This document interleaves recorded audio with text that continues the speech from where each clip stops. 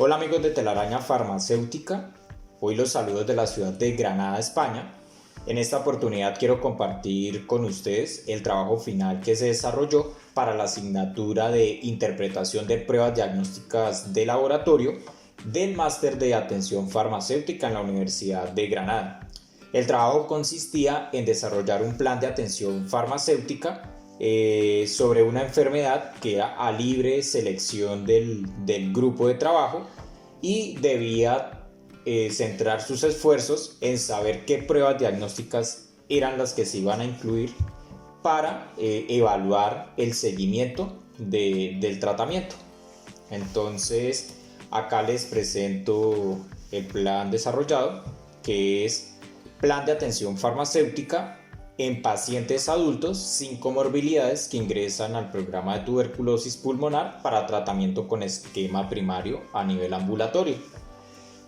Los integrantes del grupo son todos farmacéuticos. Tenemos a Renan Cárdenas Zunino, él es de Chile, a Gonzalo López González Gila, que es de España, Flavio Oliveira da Silva, que es de Brasil, y Fernando Toro Bernal, quien les habla en este momento, de Colombia. El contenido de nuestro trabajo se dividió en estas 4 partes. La primera, que es hablar sobre las generalidades de la tuberculosis, todo lo que son las cifras, la enfermedad y los tratamientos. En la segunda, donde vamos a exponer las pruebas de laboratorio que evaluamos de adherencia, efectividad y seguridad. En el tercero, que es donde vamos a mostrar nuestro algoritmo de atención farmacéutica, que ahí plasmamos pues nuestra toma de decisiones basadas en la evidencia que consultamos. Y en el cuarto, finalmente las conclusiones, donde se van a tratar los temas claves que se deben tener en cuenta. Bueno, en el caso de las generalidades de la tuberculosis, tenemos que es una enfermedad infecciosa multisistémica que es prevenible y es curable. Esta enfermedad es causada por Mycobacterium tuberculosis, que es un bacilo gram positivo, es aerobio estricto, es un parásito intracelular facultativo y tiene un crecimiento lento. Se dice que requiere alrededor de 22 horas. ¿Cómo es la forma de transmisión de la tuberculosis? Bueno, tenemos principalmente que la persona enferma transmite el Mycobacterium tuberculosis a una persona sana a través de 3 mecanismos, que puede ser un estornudo, al toser o al escupir. Cuando sucede cuando uno de estos mecanismos es efectivo e ingresa el Mycobacterium a la persona sana, también pueden haber 2 posibilidades. La primera es que el Mycobacterium quede como un reservorio sobre el pulmón y no se genere la enfermedad. A esto es lo que se conoce como una tuberculosis que no es activa o tuberculosis latente. Por el otro lado, tenemos que ingresó el Mycobacterium y desarrolló también toda la sintomatología clínica. A esto es lo que conocemos como tuberculosis activa. En cuanto a su epidemiología, se habla que 10 millones de personas se enfermaron y 1.5 millones de personas murieron de tuberculosis en el 2020 en todo el mundo, que antes que apareciera el COVID-19 era considerada la enfermedad infecciosa más mortífera, que también está asociada a factores como son el VIH, la desnutrición, el alcoholismo, el tabaquismo, pero sobre todo la desigualdad social. Por eso se habla que la tuberculosis es una enfermedad de los pobres y en especial de países del tercer mundo, donde están pues nuestros países latinoamericanos. Es por esto que también la OMS lanzó la estrategia Fin a la Tuberculosis, que tiene como principales objetivos reducir la incidencia en un 80% y también reducir las muertes en un 90% para el año 2030. Bueno, acá traemos también que aparte de la tuberculosis ser un problema, también tenemos otro problema mayor, que es la tuberculosis multiresistente a drogas, o comúnmente conocida como MDR. Entonces, esta tuberculosis es causada cuando ya el Mycobacterium tuberculosis pues no responde a la medicación, y esto constituye pues una amenaza en la salud pública a nivel mundial. Esto lo dijo la Organización Mundial de la Salud, al igual que el mal uso de los antibióticos pues también está contribuyendo a todo esto de la resistencia, y se considera que para el año 2050 pues va a ser de nuevo la causa principal de mortalidad a nivel mundial. En cuanto a su fisiopatología, tenemos que una vez el Mycobacterium tuberculosis ingresa al paciente y se produce la tuberculosis activa, en un 85% de los casos la enfermedad se desarrolla sobre el pulmón, y eso es lo que conocemos como tuberculosis pulmonar, que tiene una sintomatología típica. Se caracteriza porque hay pérdida de peso, debilidad en el paciente y expectoración con sangre. Por otro lado, en el 15% restante de la probabilidad puede ser que el Mycobacterium no se desarrolle dentro del pulmón y se vaya a lo que son los ganglios, los huesos, las meninges, el tracto gastrointestinal o las glándulas suprarrenales, y esto es lo que conocemos como tuberculosis extrapulmonar. También se habla que hay una mayor probabilidad de desarrollar esta tuberculosis extrapulmonar cuando ya el paciente había sido tratado con antituberculosos, o cuando también el paciente ya es de edad avanzada. En cuanto a la progresión de la enfermedad, depende principalmente de 3 factores. El primero es el número de bacilos que está inhalando, o sea, la dosis que me está llegando ese Mycobacterium para infectarme. El segundo es la virulencia que tengan esos organismos. Y el tercero es la respuesta inmune que voy a tener para poder atacar ese Mycobacterium y que no se vaya a producir la enfermedad. En cuanto a su diagnóstico, tenemos la primera prueba que se desarrolla es la prueba cutánea de la tuberculina de Montux con los derivados proteicos inactivados. Entonces, ¿en qué consiste? Se inyecta principalmente a nivel subcutáneo una pequeña cantidad de este derivado proteico que proviene pues del Mycobacterium tuberculoso inactivo, y lo que se hace es retar pues cuál es la eficiencia de nuestro sistema inmune. Si hay una pápula, lo que se forman son pápulas, que es muy grande, significa que nuestro sistema inmune es muy reactivo. Entonces lo más probable es que no vayamos a tener la tuberculosis. Pero en el caso que se tenga una pápula que es muy pequeña, ya estaríamos hablando que nuestro sistema inmune pues está comprometido.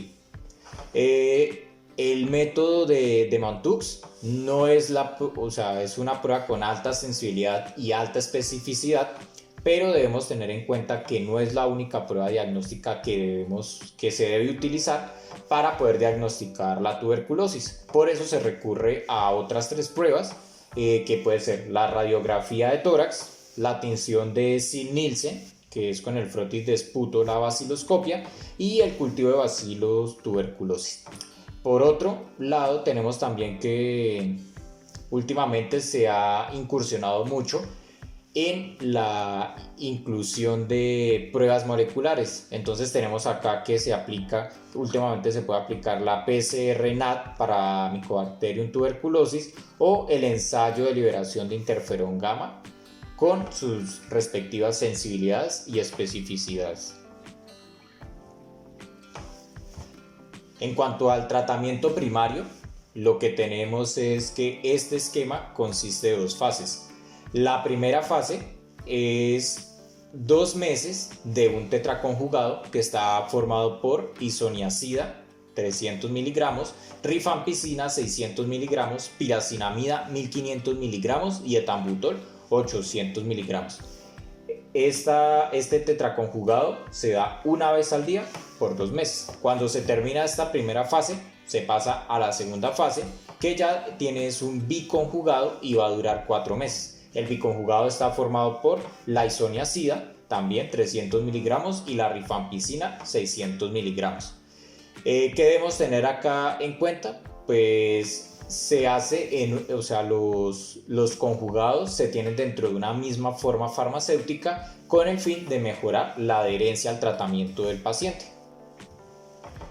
Bueno, en cuanto a su pronóstico y seguimiento, tenemos que el 86% de las personas que son adherentes y terminan su tratamiento en los 6 meses van a tener un 86% de probabilidad de tener un éxito terapéutico y que no vayan a tener complicaciones, sobre todo de la tuberculosis multiresistente.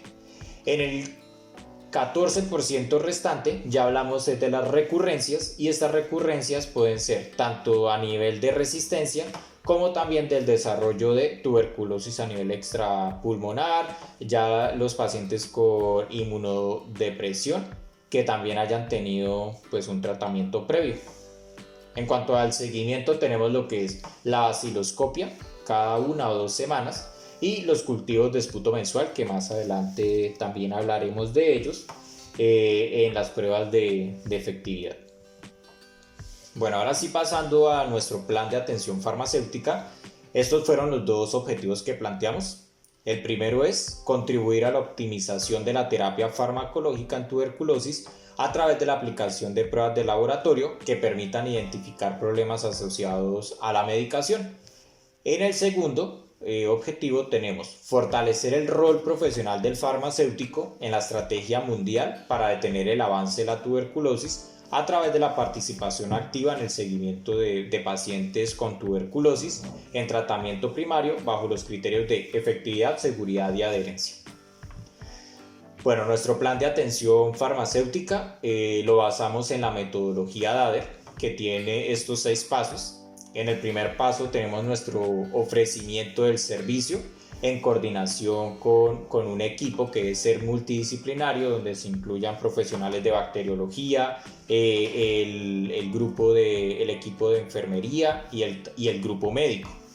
El segundo paso es la primera entrevista, que lo que tratamos de hacer es recopilar la mayor cantidad de información para la identificación de posibles problemas relacionados con la medicación. El tercer paso es el estudio y la evaluación, donde lo que hacemos es aplicar nuestro algoritmo de decisión que pues tiene como todas las posibilidades que en su momento pues pudimos analizar. Y en el cuarto hablamos ya de la intervención, que también están basadas pues en nuestro algoritmo de decisión. En el quinto paso tenemos la entrevista y la intervención, donde ya se le explica al paciente qué es lo que se va a hacer y cuál es la razón por la que se va a hacer. Y en el sexto paso es el seguimiento farmacoterapéutico, donde se realizan ya entrevistas sucesivas para mirar pues el progreso de las fases y del cumplimiento del algoritmo. Entonces vamos a iniciar ya con la evaluación de las pruebas diagnósticas y empezamos con todo lo que tiene que ver con adherencia. La OMS definió en el 2003 la adherencia como ese grado en que la conducta de una persona sigue las recomendaciones o corresponde con las recomendaciones que acordó con su profesional de la salud. ¿Por qué es muy importante la adherencia en este caso? La OMS, desde que emitió todos los lineamientos para la erradicación de la tuberculosis, siempre habla de la adherencia, porque cuando no hay adherencia en el tratamiento de un paciente, lo más seguro es que ese paciente se vaya a tener resistencia. Entonces, como a eso es lo que no queremos llegar y eso es lo que en este momento se trata de evitar, por eso lo incluimos dentro de nuestros métodos de evaluación del programa de tuberculosis. Entonces, ¿cómo hacemos para medir la adherencia? Existen principalmente 2 metodologías. La primera son los métodos directos, que consiste en la terapia directamente observada. Entonces, hay un paciente que va a iniciar su tratamiento y lo que vamos a hacer es le damos la terapia, pero dentro de un hospital. Entonces, ese paciente cada vez que tenga que tomar su medicación debe dirigirse al hospital y enfrente de un profesional de la salud debe realizar esa administración. Cuando hace esa administración se considera pues que el día está cumplido. ¿Qué es la otra opción que podemos tener?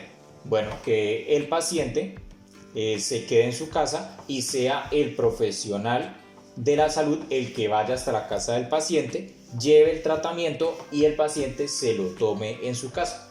También debe estar directamente observado para verificar que pues está cumpliendo con esa toma. Y la última variación que apareció con todo esto del COVID y que no podíamos salir de nuestras casas es la videoobservada. Entonces, ¿en qué consiste? Al paciente se le entrega la medicación por un tiempo y a una hora específica que ya acuerda con el profesional de la salud. Entonces realizan una videoconferencia y el paciente debe realizar la ingesta de ese medicamento.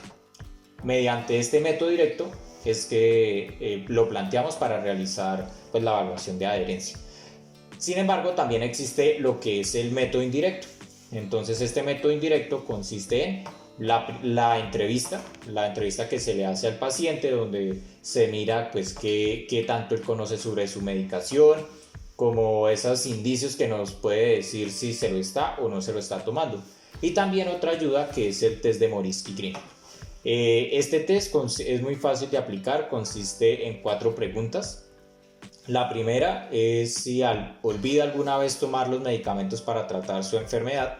La segunda es que si toma los medicamentos a las horas indicadas. Tercera, cuando se encuentra bien deja de tomar la medicación. Y la cuarta es si alguna vez se siente mal, deja usted de tomarlo. El patrón que debería responder el paciente es no, sí, no, no. Cuando ese patrón no se cumple con lo que responde el paciente, automáticamente decimos que ese paciente no es adherente. Y si no es adherente, entonces debemos pasar a un proceso de intervenciones.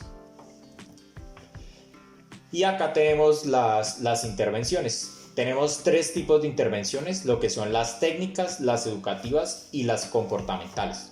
En el primero de las técnicas puede ser también porque el paciente pues no recuerda cuándo tomar su medicación, entonces se recurre a las alertas vía mensaje de texto. Otra estrategia que también se puede plantear es algo que acá en España se conoce como el sistema personalizado de dosificación, en el cual se le arma un cronograma de administración al paciente para que él administre su medicación y cuando lo tenga vacío pues lo lleva para hacer una nueva reposición. Y la tercera, que es el counter pill, en el cual se da un dispositivo médico con todos los medicamentos dentro y se le entrega al paciente. Entonces una vez él va haciendo la apertura de ese counter pill, se va a registrar la fecha, la hora en la que se realizó y eso se consideraría como una toma efectiva de la medicación. En cuanto a las educativas, tenemos todo lo que es la información que se brinda al paciente sobre el uso seguro de los medicamentos, todo lo que tiene que ver con videos, todo con folletos, con las charlas, con la educación que se le hace personalmente, y pues esto debe contribuir a mejorar esa adherencia. Y el tercero son las comportamentales, que tenemos todo lo que es la evaluación de los factores socioeconómicos, también el apoyo familiar que se va a necesitar, teniendo en cuenta que esos pacientes deben estar aislados para que no causen mayor contaminación sobre todo a sus familiares, y el entorno social donde el paciente se encuentra. La idea es que todas estas intervenciones, para que sean efectivas, deben ser combinadas, no solamente una durante todo su tratamiento, no, sino cada mes o cada vez que hago la evaluación, tratar de alternarlas hasta que pues logre mejorar la adherencia de ese paciente completamente. En el caso que nuestro paciente, al evaluarlo, por ejemplo con ese test de Morisky-Green, y sepamos que es adherente, pasamos a nuestras pruebas de efectividad. Bueno, acá lo que les quería mostrar son algunas imágenes de esas intervenciones técnicas, lo que es el mensaje de texto. lo que es el counterpil en la mitad y el SPD al lado derecho. Bueno, continuamos con nuestras pruebas de efectividad. En estas pruebas de efectividad se habla de dos pruebas determinantes. Una que es el cultivo de esputo y la otra que es el frotis de esputo con la correspondiente tinción de Ziehl-Neelsen.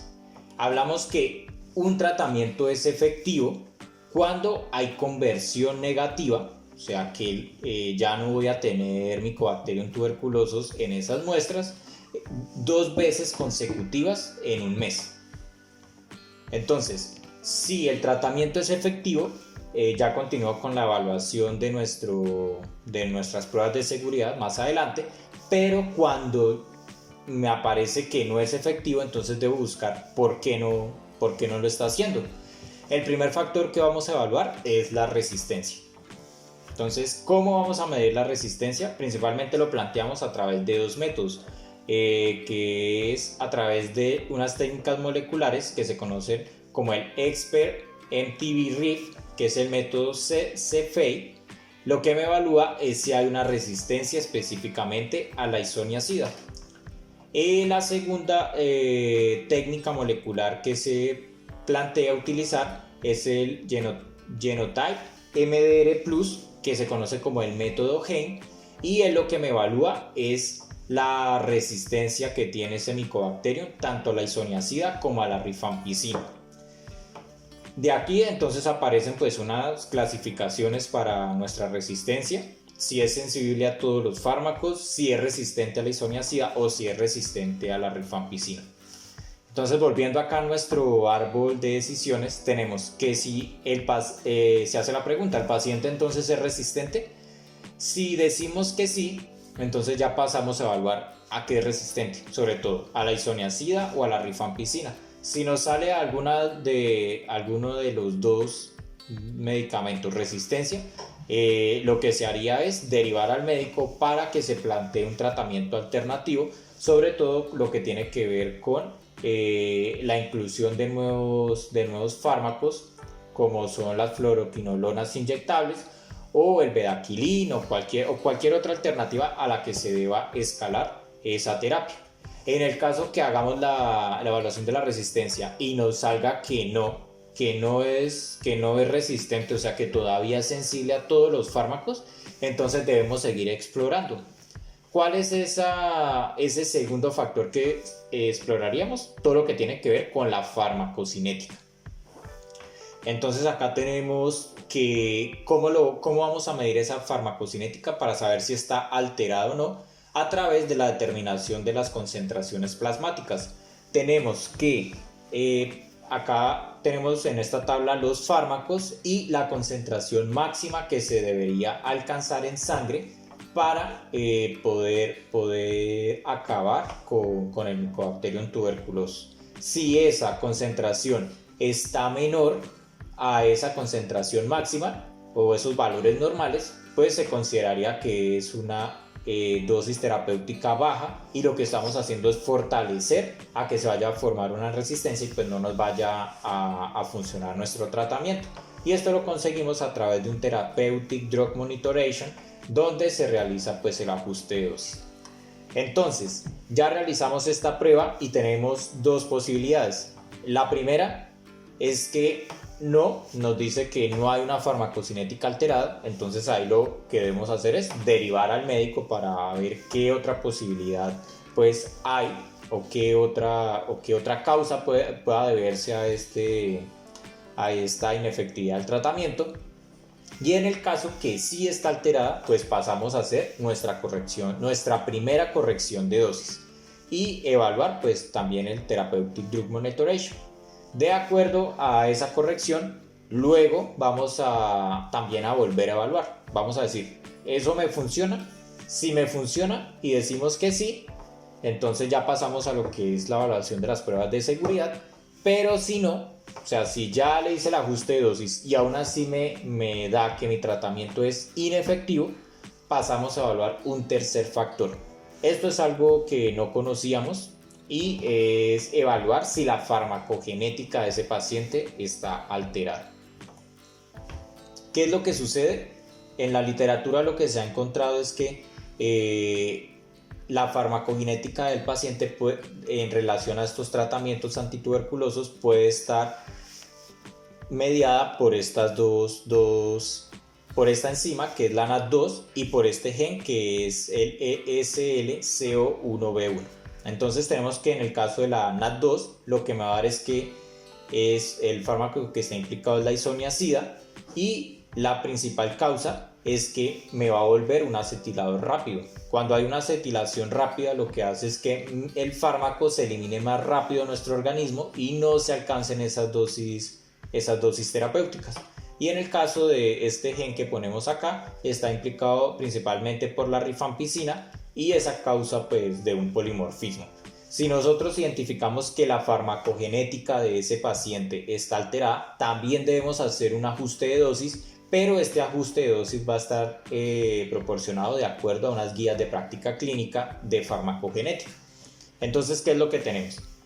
Ya realizamos acá nuestras pruebas y nos van a aparecer dos opciones. La primera es no, que también evaluamos la farmacogenética y no está alterada, entonces lo mejor se deriva al médico.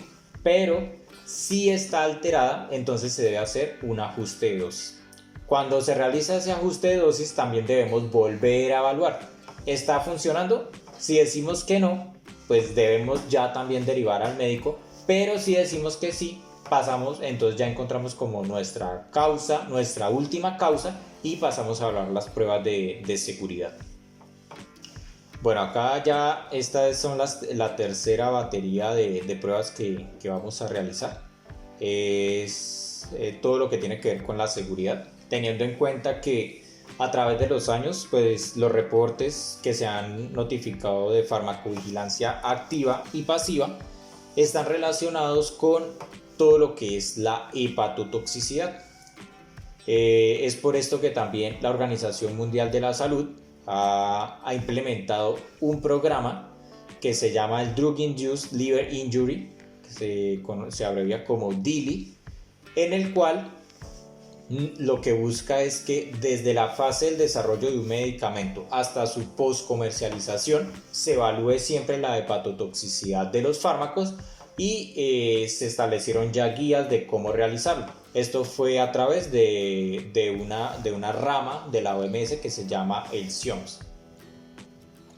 Entonces, ¿qué es lo que tenemos? Como ya sabemos que la principal o la mayor cantidad de reacciones que se presentan puede estar a nivel hepático, pues vamos a evaluar el cómo lo vamos a hacer. Pero antes no podemos olvidar que también dentro de las reacciones adversas de los antituberculosos existen otras categorías como son las displasias sanguíneas, como puede ser también la diarrea, la anemia, el vómito, la mialgia, la leucopenia, que en nuestro caso de nuestro trabajo pues no lo incluimos porque pues también habría que aplicar otra serie de pruebas que en este momento no lo consideramos. Si se llega a presentar dentro de estas pruebas dentro alguna manifestación de una reacción adversa que no tiene que ver con el perfil hepático, la decisión que se tomó fue derivar al médico. En el caso de cómo evaluar esa hepatotoxicidad, debemos recurrir a el perfil hepático. Entonces, como ya sabemos, el perfil hepático se mide a través de la cuantificación de la concentración de enzimas del hígado en la sangre. ¿Qué es lo que tenemos? 4 enzimas y una sustancia endógena. La primera enzima es la alanino-aminotransferasa, la segunda es la aspartato aminotransferasa, la tercera es la fosfatasa alcalina, la cuarta que es la gamma-glutamiltransferasa y por último tenemos el TBL, que significa la bilirrubina total. Entonces, con estos parámetros, acá lo que les planteo son las unidades de referencia, es que se va a evidenciar si puede o no puede haber daño hepático. ¿Cómo vamos a saber esto? Bueno, lo primero es que si realizamos este perfil hepático y aparece una de estas enzimas alteradas, entonces pasamos a la evaluación de la severidad. En el caso que estas enzimas estén dentro de los valores de referencia, o sea que nada está, nada está fuera de los parámetros normales, entonces continuaríamos con nuestras entrevistas sucesivas, que las repartimos que dentro de los 6 meses de tratamiento se van a realizar 4. Bueno, acá en este caso el grado de severidad es cuando alguna de esas enzimas está alterada. Entonces vamos ahora a realizar la clasificación de qué tan severo es la alteración de esos niveles de enzimas. Tenemos la clasificación, la tomamos de los criterios Dillon, que fue lo que les acabo de explicar, y la podemos tener en una clasificación del 1 al 4, teniendo que 1 es una clasificación leve, donde puede ser que la ALT está aumentada 5 veces el valor normal del límite superior de ese valor de referencia, o cuando la fosfatasa alcalina también está 2 veces mayor el valor normal límite de ese valor de referencia, y teniendo en cuenta que la bilirrubina total sea menor a 2 veces. En el caso de la moderada, lo que tenemos es una ALT mayor a 5 unidades o una ALP mayor a 2 unidades, y que la TBL también sea mayor a 2 unidades, o ya se tenga pues una hepatitis sintomática. Hasta que llegamos al nivel 4, que es fatal, cuando se produce una muerte o hay un trasplante del hígado por un Drug Induced Liver Injury o DILI. ¿Qué tenemos ahora? Bueno, entonces ya sabemos que está con las enzimas hepáticas alteradas, ya sabemos el nivel de severidad con el que se está produciendo esa hepatotoxicidad. Ahora tenemos que evaluar por qué se está produciendo pues estas alteraciones del perfil de seguridad de esos medicamentos. Lo primero que vamos a hacer es evaluar todo lo que es la farmacocinética, pero en este caso, en lugar de evaluar si es menor a la concentración máxima, lo que nos interesa es saber si esa concentración máxima que tenemos en el organismo es mayor a lo que se esperaría. ¿Por qué? Porque ya me estaría induciendo la toxicidad. Acá tenemos los rangos, entonces para isoniazida mayor a de 3 a 6 microgramos por mililitro, la rifampicina mayor a 8 a 24, la piracinamida mayor a 20 a 60 y el etambutol mayor de 2 a 6 microgramos por mililitro. También dentro de este perfil farmacocinético lo que nos interesa es conocer el tiempo de vida media y en este caso el clearance hepático, que es principalmente el órgano donde pues tenemos esta reacción adversa a los medicamentos. Para la rifampicina, para la piracinamida y para el etambutol tenemos que hay valores ya cuantificados, pero en el caso de la isoniazida esto no sucede así y se habla ya de los polimorfismos. Entonces cuando hay un polimorfismo ya también evaluamos todo lo que tiene que ver con la farmacogenética de ese fármaco, porque va a estar alterado en cada paciente. Entonces antes de pasar a la farmacogenética tenemos que revisar lo que es la ruta metabólica de la isoniazida. Tenemos que la isoniazida se biotransforma a través de 2 enzimas. Puede ser primero con la NAT2 y la segunda con la hidrólisis de la amidasa. ¿Qué sucede? Cuando la NAT2 no me está funcionando, toda esa isoniazida se va a convertir en hidracina y esa hidracina se me va a convertir a unos metabolitos reactivos tóxicos a través de la CYP2E1. El hígado lo que va a hacer es tratar de contrarrestar esos metabolitos tóxicos a través de esta enzima que es la GST1 y va a tratar de remover esos metabolitos tóxicos. Sin embargo, esas enzimas tienen una capacidad de saturación que lo que hace es que una vez se alcanza esa concentración, pues no va a poder trabajar más, y ahí es cuando esos metabolitos reactivos tóxicos se siguen acumulando y ya vamos a lo que es el daño hepático. Entonces, en ese orden de ideas, Si tenemos dañada o no nos funciona nuestra enzima NAT2, pues sería bueno realizar un estudio farmacogenético para saber si tenemos esa enzima alterada. Y lo que se ha propuesto hasta el momento a nivel investigativo es que existen 7 SNPs donde posiblemente pueda haber un daño. Entonces acá están las posiciones y las bases las bases alelos que pueden estar alterados. Y con estos genotipos reconocidos, pues también podemos tener unos fenotipos. En el caso de los genotipos que tenemos 2 alelos NAT2 rápidos, el fenotipo es que se vaya a tener un acetilador rápido. Cuando tenemos un acetilador rápido, lo que hacemos es que la concentración en sangre o el metabolismo vaya a ser mayor y la concentración en sangre pues vaya a disminuir. El otro caso es cuando tengo un alelo NAT2 rápido y un alelo NAT2 lento. Si es así, vamos a tener una actividad intermedia y esto pues en este momento no nos interesaría. Y el otro caso es tener 2 alelos NAT2 lentos, que lo que hace es que se vuelva un acetilador lento. Si yo tengo que mi metabolismo va a ser lento, que no lo va a poder eliminar de mi organismo, pues esto es lo que va a hacer que se me acumule y me vaya a producir el fallo hepático. Entonces a nosotros nos interesaría conocer si nuestro paciente tiene este polimorfismo genético donde va a tener estos 2 alelos NAT2 lentos. Bueno, por último les presento aquí nuestro algoritmo de decisión que construimos con toda la revisión de la literatura que consideramos pertinente, la más actualizada, y algunas ideas que, aunque no se pueden aplicar todavía en este momento a la práctica clínica, pues sería bueno tenerlas más adelante para tomar algunas decisiones. Tenemos entonces acá nuestro plan de atención farmacéutica.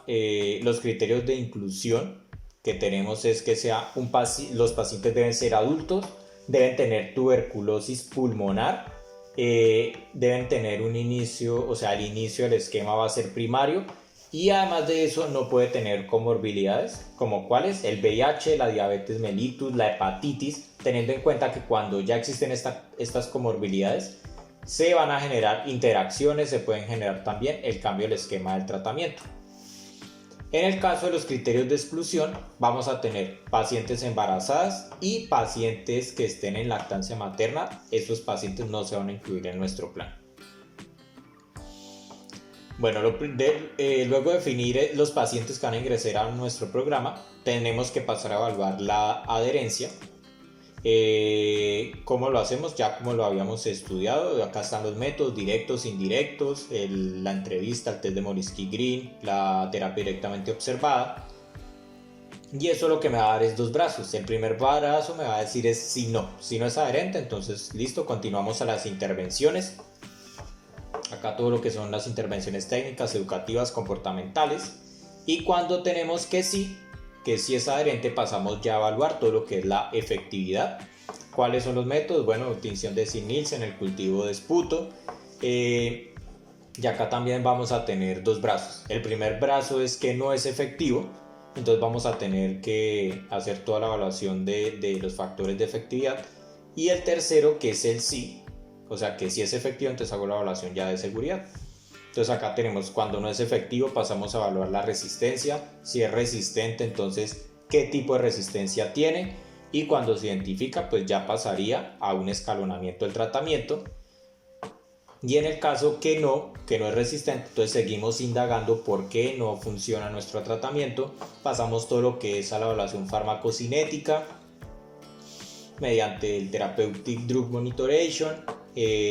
Si no está alterado, lo mando a derivación a nuestro paciente, pero si sí está alterado, entonces hago una primera corrección de la dosis y vuelvo a evaluar. ¿Funcionó? Si sí funcionó, ya entonces evalúo las pruebas de seguridad. Si no funcionó, entonces sigo ahora con las pruebas de farmacogenética para saber si es un acetilador rápido. Si me dice que no, que tampoco es por la parte de farmacogenética, entonces vuelvo y derivo a ese paciente. Y en el caso que sí, Entonces vuelvo y hago la segunda corrección de esa dosis de acuerdo a unas guías de práctica clínica y ya entonces establezco, ¿funcionó? Sí, voy entonces para seguridad. Si digo que no me funcionó tampoco por el lado de la segunda corrección de dosis, entonces ya lo mejor es derivar y buscar otras alternativas. Y seguimos acá con el siguiente brazo, que es el de cuando ya la efectividad sí, o sea, sí es efectivo. Entonces ahora vamos a evaluar la seguridad, teniendo en cuenta que en este caso vamos a evaluar solamente si la seguridad hepática está alterada, sin olvidar que existen otros, como ya lo habíamos nombrado anteriormente, que van directamente para la derivación. Si la seguridad hepática no está alterada, o sea que todo está bien, pues ya lo que hacemos es las entrevistas sucesivas que también vuelven y me evalúan la adherencia. Entonces todo comienza con la adherencia. Pero si está alterada, entonces ya realizo acá esta clasificación donde digo es leve, es moderada, es fatal o es severa. De acuerdo a ese grado de severidad, también, ¿cómo evaluamos esto? A través del perfil hepático, ya como lo hemos dicho, del grado de severidad a través de la escala Dillin. Y acá lo que tenemos es, en el caso que sea leve, ¿qué es lo que vamos a hacer? Bueno, entonces vamos a revisar todo lo que son las interacciones farmacológicas y qué es lo que vamos a revisar.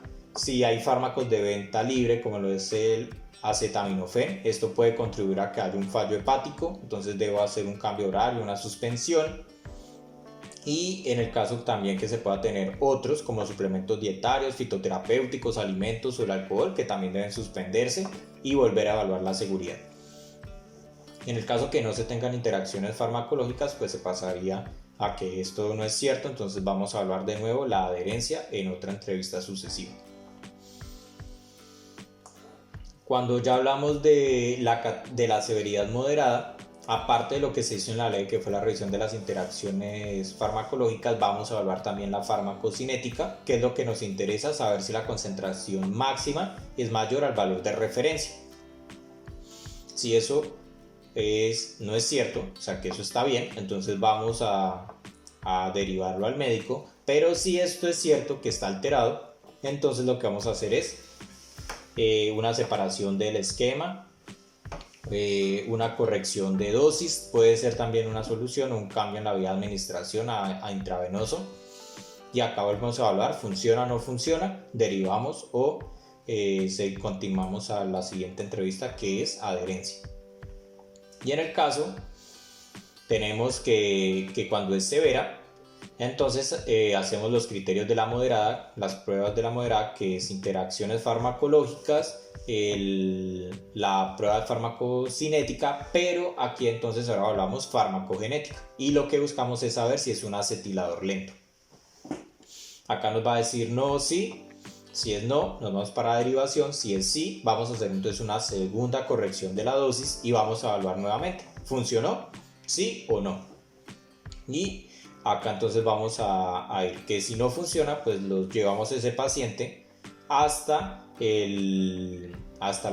nuevamente una derivación del médico, y si es adherente y si sí funcionó, entonces nos vamos a ir ya directamente a evaluar la adherencia en otra entrevista. Y por último, el criterio fatal, cuando ya el método cuando ya hay muerte o hay un daño hepático fulminante que requiere trasplante, pues no podemos hacer nada, ya literalmente es la derivación al médico.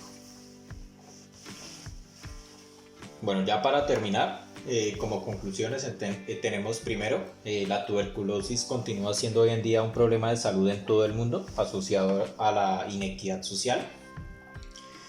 Lo segundo es que se deben desarrollar y fortalecer estrategias para mejorar la adherencia. El tercero es el seguimiento de la efectividad de la terapia farmacológica, evaluando lo que es la resistencia o una infradosificación. Y el cuarto es evaluar todo lo que es la seguridad en las pruebas mediante las pruebas de función hepática para antituberculosos e incursionar en intervenciones como es el Therapeutic Drug Monitoring para sobredosificación y técnicas de farmacogenética. por último, acabar con la tuberculosis no es solo un problema de salud pública, sino un reto y una oportunidad de desarrollo para la humanidad. Bueno, esto es las referencias que presentamos, y esto fue el trabajo, como les comentaba, el trabajo final de la asignatura. ¿Qué recomendaciones nos sugirió nuestro profesor? Primero, que tenemos que revisar también si en este momento existían otras pruebas de seguridad, así sea a nivel investigativo, que se realizaran para el metabolismo, por ejemplo, la CYP2E1 de la isoniazida, que está directamente relacionada con la producción de esos metabolitos tóxicos. También nos habló que dentro del tratamiento, ¿por qué no habíamos incluido las vacunas para la tuberculosis? Y también buscar la ruta metabólica para la rifampicina, para la piracinamida, para el etambutol, que también me sugirieran que al utilizarse concomitantemente dentro de un mismo comprimido, pues también podrían estar involucrados dentro de esas fallas hepáticas. Y ya, por el momento eso sería todo lo que quería compartirles en este trabajo. Cualquier duda, cualquier comentario que tengan o que nos puedan retroalimentar, lo pueden dejar ahí en el canal de YouTube, e iremos respondiendo pues de acuerdo a lo que nosotros conocemos o trabajamos dentro del desarrollo de este plan de atención farmacéutica. Y eso sería todo. Muchas gracias.